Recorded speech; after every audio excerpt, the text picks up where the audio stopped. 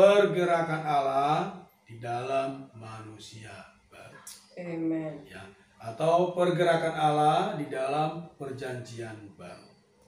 Nah, saudari, kita perlu maju di dalam wahyu Allah. Banyak orang Kristen, mohon maaf ya, wahyunya masih perjanjian lama. Tapi hari ini Tuhan mengingatkan kita perlu maju kepada wahyu di dalam perjanjian baru.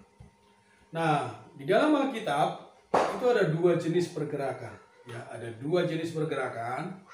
Pergerakan yang pertama adalah pergerakan Allah bersama manusia. Ya, ini pergerakan tidak langsung. Nah, pergerakan yang kedua adalah pergerakan di dalam manusia. Nah, ini adalah pergerakan langsung.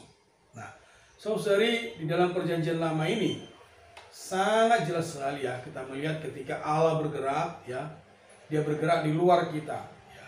Dia bergerak bersama kita, dia bergerak di antara kita.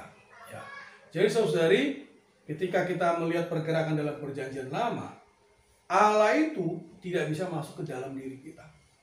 Jadi inilah pergerakan Allah di dalam perjanjian lama. Nah, banyak orang Kristen masih berkutat di dalam pergerakan Allah di masa perjanjian lama ini. Nah, kalau kita bandingkan dengan kisah Ayub, ya, Ayub itu menyembah Allah melalui apa? Dia mendirikan mezbah. Nah, saat itu berarti kurang lebih sama dengan zamannya Abraham. Ya. Tetapi saudari, saat ini kita menyembah Allah bukan apa? Dengan mezbah atau bukan dengan masuk ke kemah pertemuan, tetapi adalah di dalam roh kita dan di dalam realitas. Ya.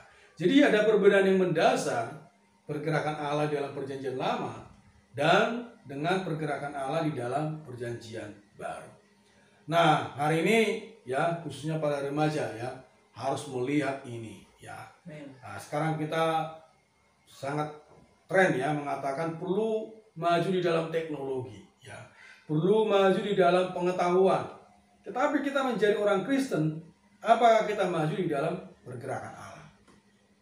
Harus maju di dalam wahyu Allah yang paling mutakhir. Inilah pergerakan Allah di dalam perjanjian baru. Nah, saudari, kita bandingkan dengan kitab Ayub ya, pergerakan di Allah di sana itu sangat terbatas ya. Mereka hanya menyadari kalau kita bersalah kepada Allah, Allah akan menghukum kita. Makanya ketika Ayub berdosa, ketiga temannya itu tidak bisa memberikan pengertian yang lebih dalam bahwa kita menderita, kita dilucuti Allah adalah untuk apa? Mendapatkan diri Allah. Mereka hanya mengatakan, kamu salah, kamu pasti dihukum oleh Allah. Mereka hanya melihat ini. Mereka belum melihat penebusan Allah dengan darah adik Kristus. Ya. Jadi saudari ya, pergerakan Allah dalam perjanjian baru ini sangat-sangat mustika. Ya. Dan perlu kita praktekkan. Kita harus praktekkan. Ya. Jadi saudari, di dalam perjanjian baru, Allah itu bergerak di dalam manusia. Ya, khususnya hari ini di dalam manusia baru.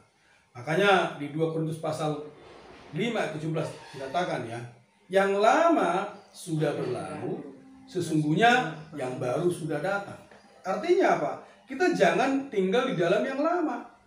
Kita harus hidup di dalam yang baru.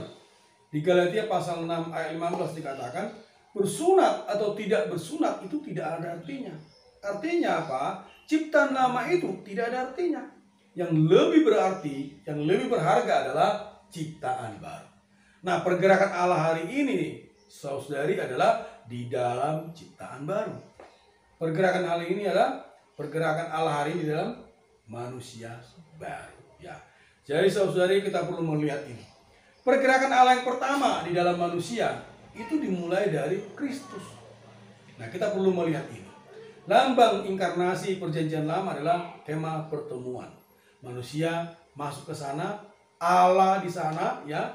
Jadi boleh dikatakan kemah pertemuan itu melambangkan inkarnasi.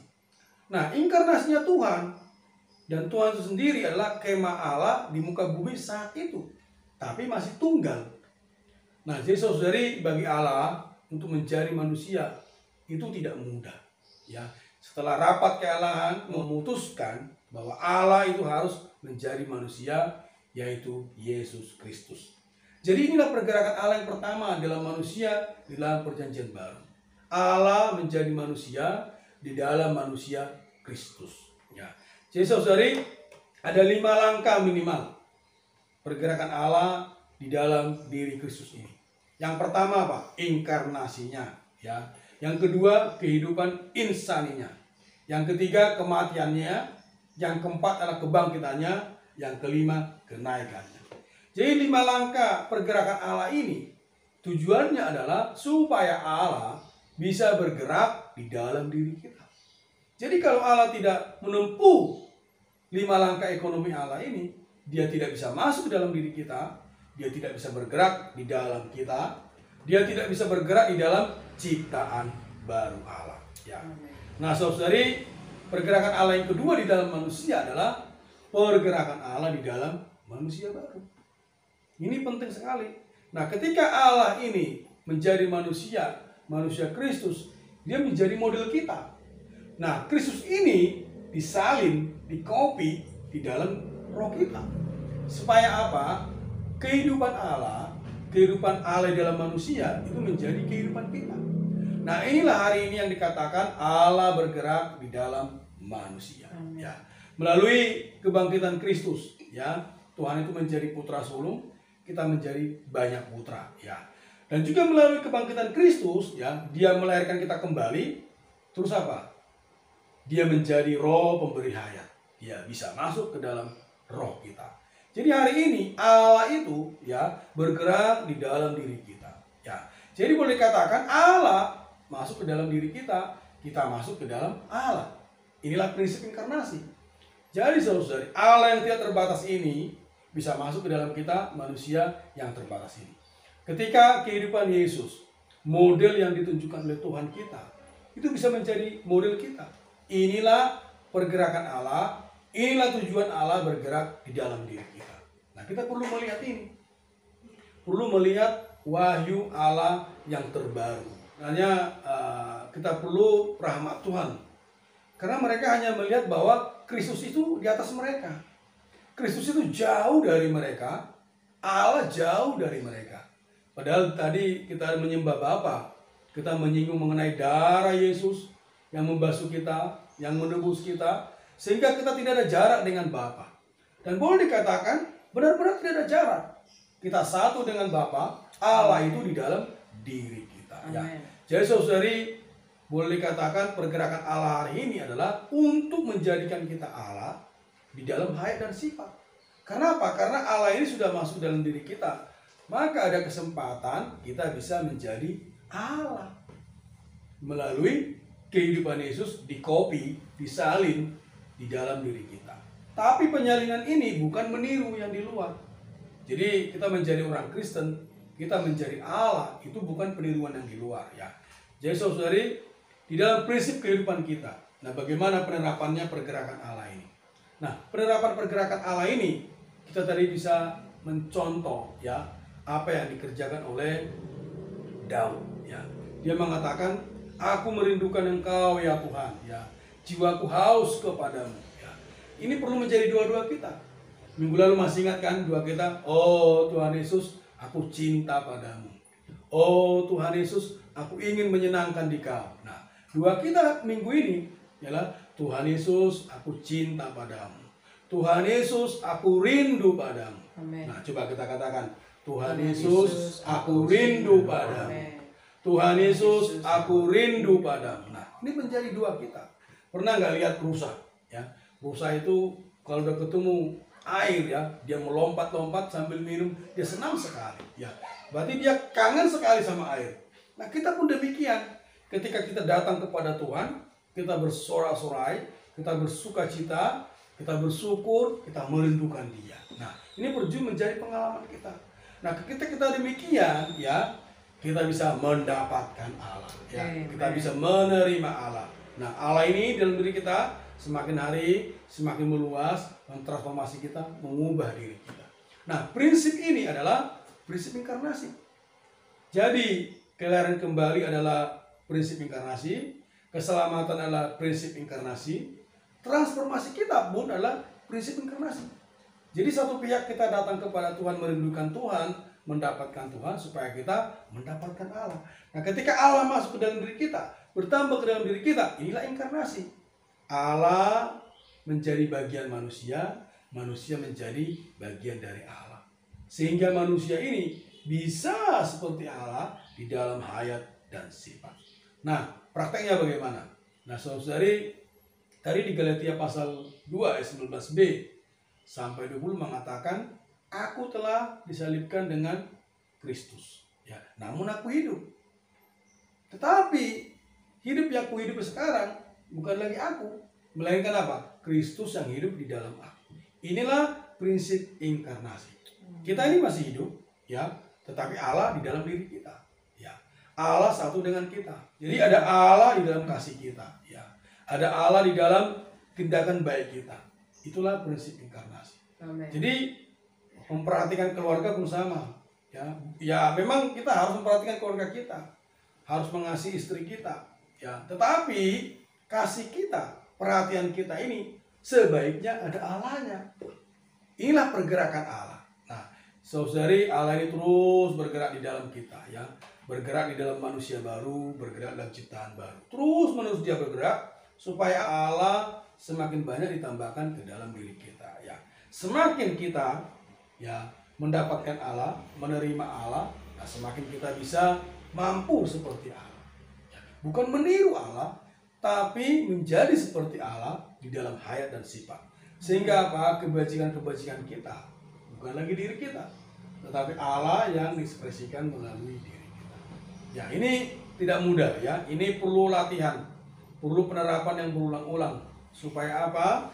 Supaya Allah menjadi manusia. Amen. Inilah prinsip inkarnasi, ya. Jadi saudari, hari ini kita tidak boleh primitif, ya. Hari ini kita nggak boleh ketinggalan zaman. Kita sudah zaman perjanjian baru, jangan tinggal atau praktek kita dalam perjanjian lama, ya toh. Hari ini Tuhan sudah di dalam kita jangan meminta Tuhan untuk beserta kita lagi, ya. Kita jangan meminta Tuhan untuk diantara kita lagi, ya. Jadi saudari perlu maju di dalam wahyu Allah. Jadi saudari, kita bersyukur hari ini kepada Tuhan, ya, bahwa Dia di dalam kita. Kemanapun kita pergi, Tuhan menyertai kita. Ya, kemanapun kita pergi, Dia bergerak di dalam diri kita. Mungkin di dalam pengalaman kita kurang menyadari, ya, makanya kita kadang masih emosi, ya, kadang masih marah, masih berkata-kata negatif. Kenapa? Karena kita kurang menyadari bahwa Allah di dalam diri kita. Amen. Jadi kalau kita melihat prinsip inkarnasi ini, prinsip pergerakan Allah dalam perjanjian baru ini, wah, hidup kita bisa direvolusi, ya. Karena kita tahu, ya, saya ada bersama Allah, ya. Allah satu dengan saya, ya. Kemanapun saya pergi, Allah ada di sana, ya. Apapun saya tonton, ya, di YouTube misalnya, Allah ikut menonton. Karena Tuhan itu ada di dalam diri kita. Saya bisa berbohong kepada manusia, tapi saya tidak bisa membohongi Allah yang bergerak di dalam diri saya. Ya, saya bisa lakukan banyak hal yang menipu orang, tetapi saya tidak bisa menipu Allah yang bergerak di dalam saya. Inilah prinsip inkarnasi. Nah, kalau kita menyadari ini, ya, khususnya yang menjadi orang tua juga, ya, inilah prinsip inkarnasi yang sangat berguna di dalam mendidik anak. Kalau anak kita tambah lama tambah gede, ya, tetapi tidak mengasihi Tuhan, ya, paling-paling hanya kita bisa menyarankan mengenai etika. Tetapi kalau dia mengasihi Tuhan, anak kita, ya, dia tahu prinsip inkarnasi ini, dia tahu bahwa Allah di dalam dia, anak ini tahu Allah bergerak di dalam dia, kemanapun dia pergi, kemanapun dia merantau, dia pasti baik-baik, ya. Kenapa? Karena ada Allah yang menegur dia kalau salah, ada Allah yang menambahkan dirinya, ya, supaya dia makin lama makin transformasi. Inilah keperluan kita hari ini. Amen. Ya, sebagai remaja, ya, harus baik-baik seperti Rusa tadi, ya, merindukan sungai yang berair. Yang bekerja pun sama, ya, merindukan Tuhan. Tuhan, aku rindu padamu, ya. Saya juga praktekkan ini pagi-pagi, ya, buka mata, Tuhan Yesus, aku cinta padamu, ya. Tuhan Yesus, aku merindukan Engkau, ya. Tuhan Yesus, aku terbuka kepadamu, ya. Tuhan Yesus, aku damba menyenangkan Dikau. Jadi dua-dua yang kita sebutkan beberapa kali di dalam tutup sabda kita, itu bisa menjadi doa kita di pagi hari untuk terbuka kepada Tuhan. Ya, oh Tuhan Yesus, terima kasih, aku bersyukur kepadamu. Ya, jadi dua-dua yang pendek-pendek demikian membawa kita datang kepada Tuhan. Ya, semoga Tuhan merahmati kita. Amin. Terima kasih Tuhan. Amin. Kami bersyukur kepadamu. Amin. Oh Allah, satu dengan kami. Amin. Oh, kami bersatu denganmu ya Tuhan. Ya. Amin. Biarlah ini menjadi penerapan dalam hidup Kristen kami. Amin. Tuhan, kemanapun kami pergi, Amin. Tuhan, apapun yang kami lakukan, Ya. biarlah kami menyadari Allah ada di dalam kami. Ya. Amin. Oh, bukan hanya Dikau eksis ya Tuhan, Amin. tapi Dikau bergerak di dalam kami. Amin. Oh, menambahkan dirimu ke dalam kami, Amin. mentransformasi kami. Ya. Terus kami, Tuhan, tidak perlu takut, Amin. karena Tuhan bersatu dengan kami. Amin. Terima kasih ya Tuhan. Amin. Kami bersyukur kepadamu. Ya. Kami rindu padamu. Amin. Amin. Terima kasih untuk pergerakan-Mu Amin. atas diri kami. Amin. Menjadikan kami sebagai manusia-manusia Allah. Amin. Kau ingin mengubah kami. Ya Tuhan. Transformasi kami. Amin. Hari demi hari. Ya. Biarlah kami menjadi seperti rusa. Amin. Merindu akan air sungai hayat-Mu. Amin. Kami merindukan diri-Mu ya Tuhan. Amin. Biarlah jiwa kami merindukan Engkau Tuhan setiap Yesus. saat. Amin. Sehingga hari demi hari Ya. terus mengubah kami Amin. dengan unsur-Mu sendiri. Amin. Terima kasih Tuhan. Terima kasih Tuhan. Amin.